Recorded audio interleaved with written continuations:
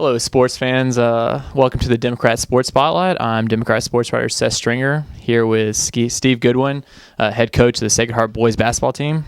First off, how are you doing today, Coach? Good to see you, Seth. Well, I know you just got your soccer players back from their quarterfinal run at state. The team's all together now. You just started up practices. How are they looking early on?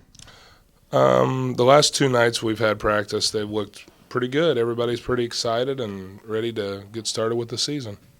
You know, I know this upcoming season has to be you have to be looking forward to it. You're coming off two back-to-back casing or regular season championships and tournament crowns, along with you're in the wake of your third straight district title. I know you lost Jacob Harlan. I know you lost Dylan Young. Those are two guys that are hard to replace. But what are the expectations this year, and how are the guys gelling without those two leaders? It's a little early to tell right now, but, we had some people that got a lot of minutes last year, Jared Day, West Register, Lake and Katy, Caleb Morrison, Jared Drum, and then there's some younger guys that are going to come in and help out.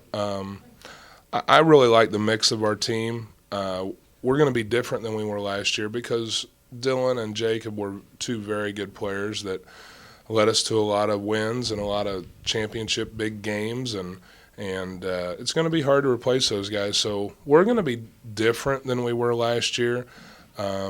So it's a little too early to tell right now.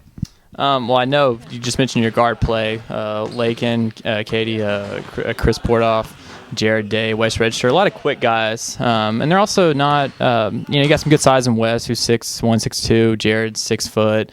Lakin and Chris you got two pretty pure point guards who can distribute the ball. Seems like this year may be a little more up tempo. I know last year you kind of, you had those wins where you beating teams 40-20, 35-30. This year, you may have to push the envelope a little bit. Yeah, it's something we'll definitely look at. Last year we had two guys that we could throw the ball to, and we had a pretty good idea that they could score, do something good with the basketball, score the ball. So this year it's going to be, by committee.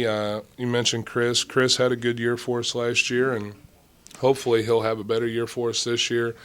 Like I said, 2 years ago we sent Lake and Katy, Jared Drum, and Caleb Morrison out there when they were freshmen, and they did a really nice job in the conference, and hopefully they've got enough experience to do a good job for us this year. And it's going to be different because those guys we lost, Dylan and Jacob, we played them a lot as freshmen too, so we counted on them a lot, and now we're going to have to count on somebody else, and we'll see what happens.